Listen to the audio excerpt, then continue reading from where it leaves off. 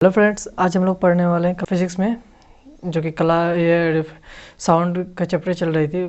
कल part third का graduation वाले का क्लास हुआ था, तो कंप्रोमाइज़ करके चलेगा। एक दिन ये चलेगा तो दूसरा दिन वो पार्ट थर्ड दोनों को लेना है, क्योंकि उसको भी ज़रूरत है और आपको भी ज़रूरत है। तो दोनों को देखते हुए आज हम लोग पढ़ने हैं रिफ्लेक्शन ऑफ साउंड, जो कि साउंड चैप्टर का है। तो इसके अलावा हम लोग का 2-3 क्लास चलेगा। तो आज reflection of sound, echo, reverberations, multiple of echoes, ठीक है। तो ये लगभग चार टॉपिक कवर करेंगे, ठीक है। इसके बाद बचेगा हम लोग का दो या तीन टॉपिक बचेगा, तो अगला क्लास में डेफिनेटली ख़त्म हो जाएगी, ठीक है। तो इन चारों के अलावा एक न्यूमेरिकल्स भी है जो कि हम लोग को सॉल्व करना है, ठीक है। तो आज का हम लोग का क्लास है रिफ्लेक्शंस ऑफ साउंड, ठीक है। फर्स्ट ऑफ ऑल हम बता दें कि रिफ्लेक्शन ऑफ साउंड जो है ये हम लोग का है, किसमें हम लोग भी पहले भी पढ़ चुके हैं, ठीक है। ध्वनि का परावर्तन इसका होता है, ठीक है। हम लोग पहले क्या पढ़े हैं, लाइट की परावर्तन हम लोग जानते हैं ये होता है, लेकिन क्या होता है उसका, क्या होता है और इसमें क्या होता है, दोनों में लगभग सेम ही है, ठीक है। तो चलिए इसका पहले हम लोग डेफिनेशन देख लेते हैं। क्या लिखा हुआ, the bouncing back of the sound when it strike a hard surface it is called reflection of sound. यानी दूसरे का कहने का मतलब bouncing of the sound from a material surface is known as the reflecting of sound. देखो दोनों जो कह रहा है दोनों अलग अलग डेफिनेशन है, ठीक है, लेकिन दोनों का कहने का मतलब एक ही है, ठीक है। तो एक कह क्या रहा है, किसी भी भौतिक सतह पर, यानी कोई भी फिजिकल सरफेस है, ठीक है, उसकी वहाँ से अगर ध्वनि अगर उठता है, ध्वनि अगर उछलता है, तो उसको क्या बोलते हैं, ध्वनि का परावर्तक।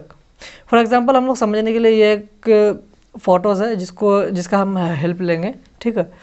ये एक मेज है, ठीक है। अब इसके ऊपर ये प्लाईवुड है, यानी दीवार है, कहे तो दीवार कह सकते हो, प्लाईवुड जो भी कहो। और ये सामने है एक कोई दीवार है, ठीक है। हम लोग ये कागज़ को मोड़ के कुछ इस तरह का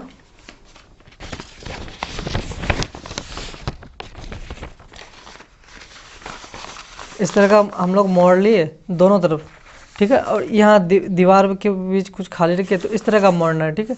आप लोग घर में जाके देख भी सकते हो, ठीक है, ये चीज़ प्रैक्टिकल करके। तो दोनों तरफ मोड़ना है, ठीक है। और इस बीच में खाली रखना है। और यहाँ पे क्या है, दीवार है, ठीक है।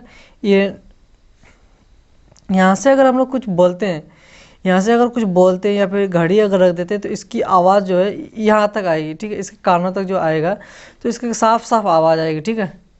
तो यही चीज़ कर रहा है, यानी कोई भी चीज़ यहाँ से टकराई, आवाज़ यहाँ से आएगी, सीधे दीवार पे टकराएगी, फिर दीवार से टकरा के वापस इसके कानों तक आएगी और कानों में जो सुनाई देगी, ठीक है। तो इसी चीज़ को बोला रिफ्लेक्शन ऑफ साउंड, ठीक है। आपको समझ में आ गया होगा। तो ये था इसका, हम लोग कई बार ये करके प्रैक्टिकल भी करके देखे हुए हैं। तो ये था इसका रिफ्लेक्टिंग ऑफ साउंड, ठीक है। Law of reflecting of sound and equivalent of, यहाँ लिखे हुए law of reflecting of sound equivalent to law of the reflection of sound. यानी कह रहा है रिफ्लेक्टिंग ऑफ जो साउंड जो होता है वो रिफ्लेक्टिंग ऑफ साउंड के ये लाइट के बराबर होता है, ठीक है। दोनों का लॉ दोनों सेम ही है, ठीक है।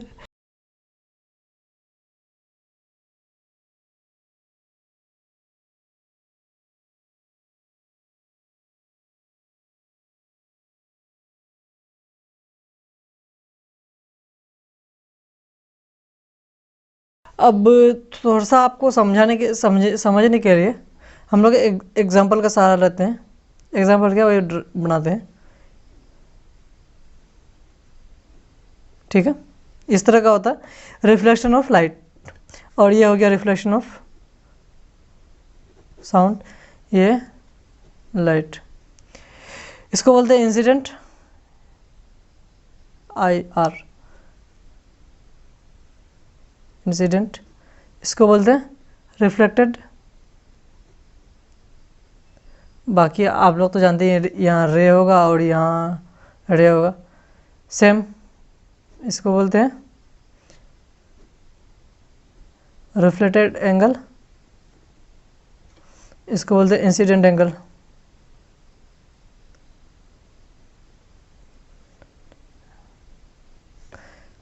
ये हो गया नॉर्मल, ठीक है। इसको बोलते हैं आपतित किरण, इसको बोलते हैं परावर्तित किरण, और इसको बोलते हैं आपतन कोण, इसको बोलते हैं परावर्तन कोण, और ये होता है अभिलंब, ठीक है। तो यही चीज़ इसमें है, ठीक है। ये नॉर्मल की जगह ये ले लिया, आपतन कोण, परावर्तन किरण, और ये हो गया, ठीक है, आपतन किरण और परावर्तन, ये हो गया कोण। तो ये चीज़ सेम है, ठीक है, कोई जादू मंत्र नहीं है लाइट और इसमें साउंड में। इसका हम लोग फर्स्ट पॉइंट पढ़ते हैं, फर्स्ट पॉइंट समझते हैं। यहाँ क्या लिखा है, the incident reflected sound wave and a normal at a point of incident all lie in the same plan, ठीक है। कहने का मतलब कोई भी घटना, कोई भी चीज़, ध्वनि तरंग का जो परावर्तन होता है और घटना के बिंदु पर सामान्य सभी किसी न किसी तल में होता है, ठीक है। अब यही जो हुआ, तो ये किसके तल में हुआ, इस प्लाईवुड के तल में हुआ, ठीक है।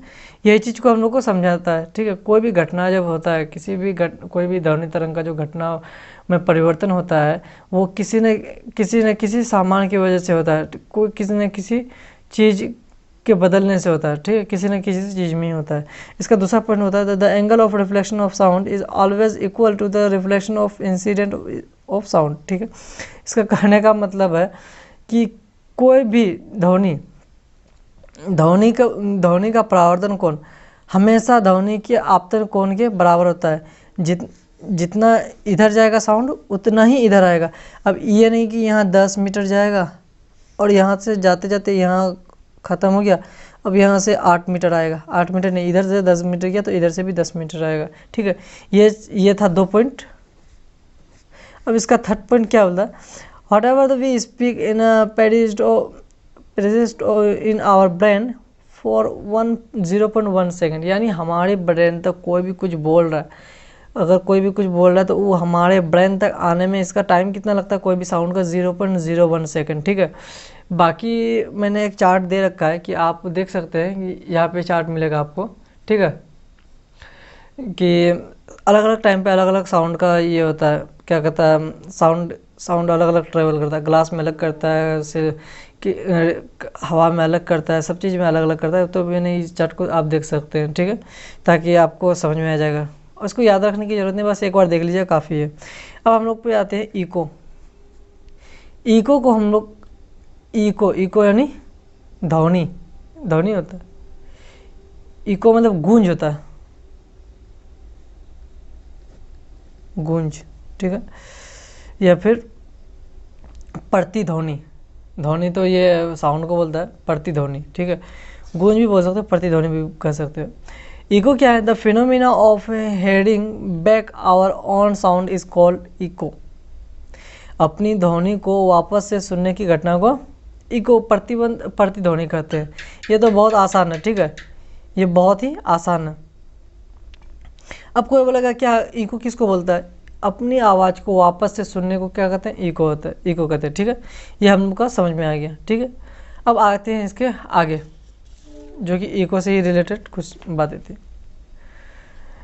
Sensations of echo prize in our brain in 0.1 second. ये तो हम लोग पहले भी बताए कि हम लोग का कोई भी साउंड जो है हमारे कान तक हमारे ब्रेन तक आने में कम से कम टाइम लेता है, कम से कम मिनिमम, इसके नीचे हो ही नहीं सकता है, 0.1 सेकेंड, ठीक है। The minimum distance of the obstacle from the source of sound must be half of the distance, ठीक है। मतलब कोई भी डिस्टेंस को, अगर किसी भी डिस्टेंस का अगर साउंड अगर जानना है तो उसको डिस्टेंस को हाफ कर दो, ठीक है।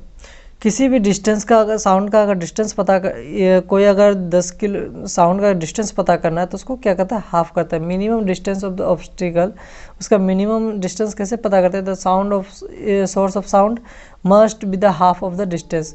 मतलब साउंड का जो साउंड का जो सोर्स होगा वो कितना होगा, डिस्टेंस से आधा होगा, ठीक है। The minimum time interval should be 0.1 second in the hair of the echo. हम लोग पढ़ चुके हैं कि ब्रेन तक कोई भी साउंड को आने में कितना 0.1 सेकेंड लगता है, ठीक है। तो यहाँ वही बता रहा है कि कान तक आने में कितना टाइम लगता है, कम से कम मिनिमम टाइम ट्रेवल कितना 0.1 सेकेंड करता है, ठीक है। और इसका ये है फॉर्मूला क्या है कि sound is equal to D by T, यानी इको इज इक्वल टू होता है टू डिस्टेंस बाई टाइम, ठीक है। यहाँ लिख भी दिए क्या, distance between source and reflected surface is equal to D. D किसको बोलता है, distance between source of reflecting surface, ठीक है, उसको डी बोलता है, यानी टोटल डिस्टेंस भी बोल सकते हैं उसको, ठीक है। अब time interval is equal to 1, sorry यहाँ टी होगा, मिस प्रिंट हो गया, ठीक है, यहाँ टी होगा। और एस से स्पीड किस चीज़ का, इको का, ठीक है। तो ये था हम लोग का रिफ्लेक्शन ऑफ साउंड और इको। आपको आई होप कि पसंद आया। अगर पसंद आया तो दोस्तों के साथ शेयर किया कीजिए और लाइक किया कीजिए और सब्सक्राइब भी कर लीजिए, क्योंकि बड़ा मेहनत लगता है इसको पीडीएफ बनाने में, ठीक है। तो चलिए इसका हम लोग आते हैं क्वेश्चंस की तरफ। अब यहाँ क्वेश्चंस ये नोमेरिकल है, ठीक है, जो कि हम लोग को फिजिक्स में नोमेरिकल भी देखना जरूरी है, तो इस एक नोमेरिकल दे दिए कम से कम इस चीज़ को समझने के लिए, ठीक है। तो इस चीज़ को समझने के लिए जो नोमेरिकल की बहुत ज़रूरत है, हर इस चीज़ को ही नहीं लगभग में, तो हम लोग जहाँ ज़रूरत पड़ेगा तो हम वहाँ उस हिसाब से लेंगे, ठीक है। यहाँ क्या बोल रहा है, a person clamped his hand near by the cliff and heard two echo after 5 second, यानी कोई जो है हैंड जो क्लैप कर रहा है, ठीक है, और उसको कानों तक आने के लिए कितना 5 सेकेंड लग रहा है। What is the distance of the clap from the persons, मतलब क्लैप जो हो रहा है तो कितना आदमी है उससे कितना दूरी पे हो रहा है। If a distance of the shoot we is take as a 346 metre पर सेकेंड, यानी कह रहा है अगर डिस्टेंस अगर इस साउंड का डिस्टेंस अगर वी होगा तो उसका बोल रहा है क्या 340 सेकेंड में कितना होगा, ठीक है। तो इसको समझने के लिए हम लोग क्या कर रहे हैं, सबसे पहले लिखेंगे स्पीड ऑफ साउंड, ठीक है। देखो दोस्तों कि ये थोड़ा सा क्लास लंबी हो सकती है तो कोई दिक्कत नहीं। स्पीड ऑफ साउंड कितना है 346 मीटर पर सेकेंड, ठीक है। अब इसको लिख सकते हैं time take from the having of the each echo, लिखते हैं या फिर ना लिखे, लिख देता हूँ, फिर बाद में बोलेंगे कि नहीं लिखे।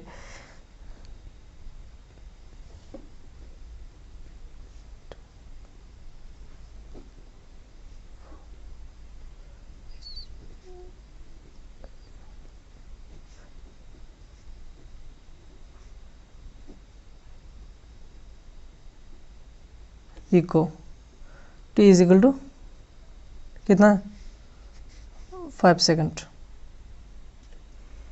ठीक है। अब डिस्टेंस ट्रेवल कितना कर रहा है, डिस्टेंस ट्रेवल्ड या ट्रेवलिंग बाय द साउंड, कौन सी साउंड कितना कर रहा है, क्या करेंगे दोनों को गुना कर देंगे v इंटू टी, ठीक है। तो गुना करें या ना करें v बाई टी, तो 346 मीटर पर सेकेंड इंटू 5 सेकेंड, तो इसका होगा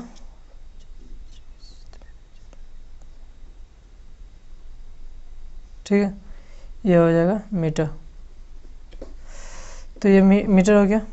अब बोल रहा है इन 5 सेकेंड इन 5 सेकेंड में कितना होगा, यहाँ पे जब लिखते हैं तो पूरा लिख देते हैं in 5 second sound has to travel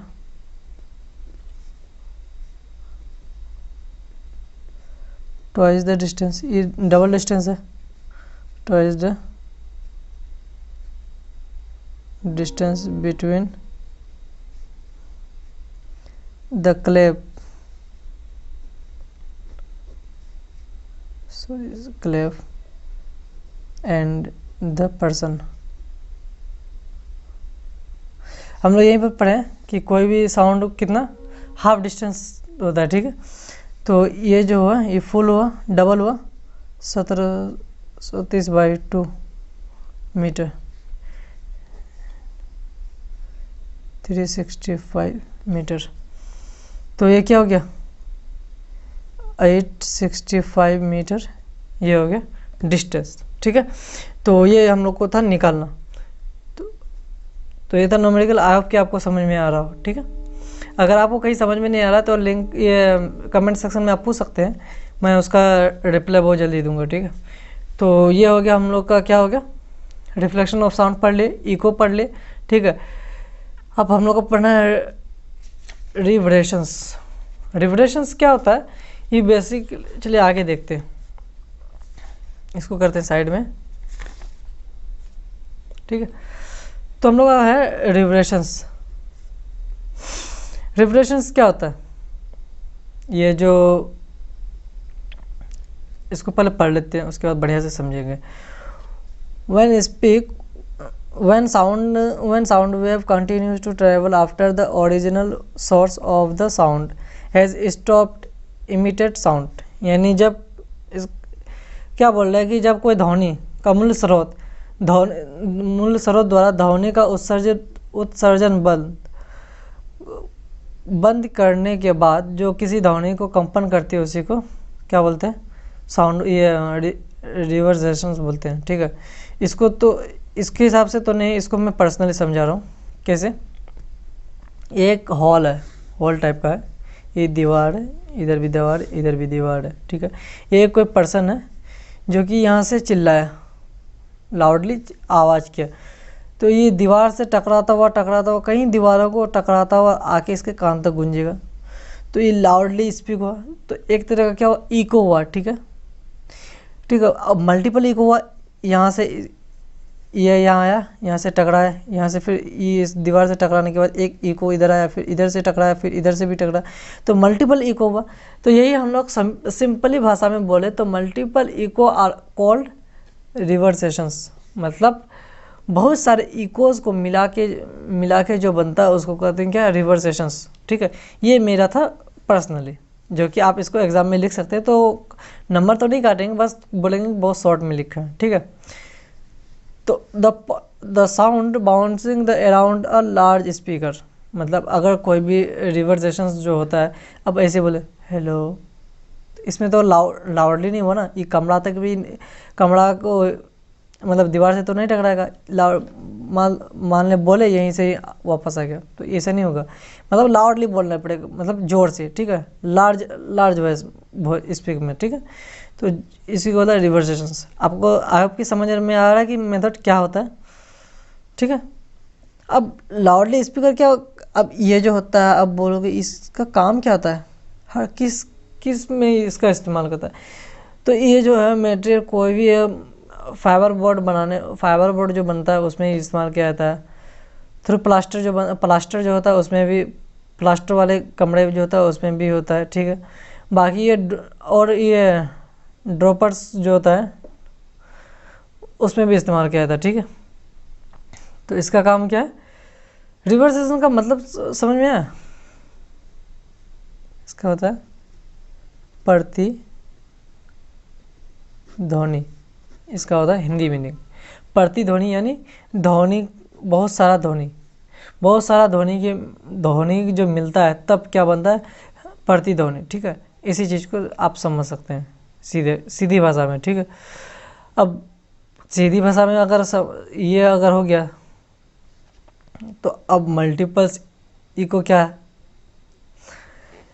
अब मल्टीपल लास्ट में बचा ये मल्टीपल इको, इसको तो इकोज के साथ लेना था मुझे, लेकिन थोड़ा सा बाद में ये दिमाग में आया तो इसलिए इसको मैंने बाद में जोड़ दिया, ठीक है। मल्टीपल इकोज क्या है? Echoes having more than one due to the successive and multiple reflections. मतलब ईगो लगातार कई प्रतिबिंबों के कारण एक से एक अधिक सुनाई देती है। मतलब एक इको बार बार सुनाई देता है। कभी होता है कि पहाड़ों के बीच अगर कोई चिल्लाता है तो बार उसको लगता है कि उधर से भी कोई चिल्ला रहा है वापस, तो वो कोई चिल्लाता नहीं, लेकिन वो जो आप जब चिल्लाते हैं आपका जो ध्वनि होता है वो पहाड़ों से टकरा के फिर आपके कानों तक आता है। तो वही आपको आने में जो टाइम लगता है, अब अलग अलग पहाड़ से अगर टकराता है तो वो आने में टाइम लगता है। इसीलिए हम लोग को लगता है कि कोई बाहर से हम लोग को चिल्ला रहा है, हम लोग पर भी जितना हम लोग पर है हम लोग को नकल कर रहा है, ठीक है। ऐसा कुछ नहीं होता है। तो ये जो मल्टीपल इकोज का जो काम होता है इसका यूज होता है बेट्स में, ठीक है, डॉल्फिन्स में होता है, और फिशरमैन इसका इस्तेमाल ज़्यादातर करते हैं। क्यों? ताकि डॉल्फिन्स को आवाज़, मतलब अब हम लोग जैसे बोलते हैं कि इधर आओ उधर जाओ, तो अब डॉल्फिन्स को मतलब अगर कोई जहाज़ के आगे आ गया है तो उसको बचाने के लिए तो कोई साउंड का ज़रूरत पड़ेगा। अब ऐसे तो नहीं कर सकते डॉल्फिन भागो, तो ऐसे करेंगे तो जाएगा नहीं। तो इसलिए हम लोग को इस्तेमाल करते हैं मल्टीपल इकोज की, ठीक है। तो ये थी आज की क्लास। आपको पसंद आया। वीडियोस थोड़ी लंबी हो गई है तो कोई बात नहीं, अब यही और एक क्लास बची है। तो मुझे पता नहीं था इतनी लंबी वीडियोस हो जाएंगे, लेकिन मैं फिर सोचता हूँ तो इसको छोड़ता हूँ तो वो आगे आ जाता है, उसको छोड़ता हूँ तो वो आगे जाता है। तो क्या पता अब रिवर्सेशन जैसे मैंने पढ़ाया एक छोटी सी इसमें डिस्क्रिप्शन में आपको समझ में आ गया रिजर्वेशंस क्या होता है, रिवर्सेशंस। अब उसी को अगर अलग से वीडियो बनाता है तो बहुत लंबी हो जाती है, ठीक है। उसके बारे में और भी बहुत सारे बताने पड़ती हैं। बाकी आप 9th क्लास के हिसाब से अभी ये बहुत है, ठीक है। अभी यही पूछेंगे व्हाट इज़ रिजर्वेशन पूछेंगे, या फिर how to use the reservations, ठीक है। तो उसका एक एग्जांपल पूछेंगे तो आप इस तरह का कुछ एग्जांपल दे सकते हैं। तो ये था आज का वीडियो। आई होप कि आपको पसंद आया तो लाइक कीजिए, दोस्तों के साथ शेयर कीजिए और अपने चैनल को सब्सक्राइब कीजिए। Thank you, have a nice day, good night, bye.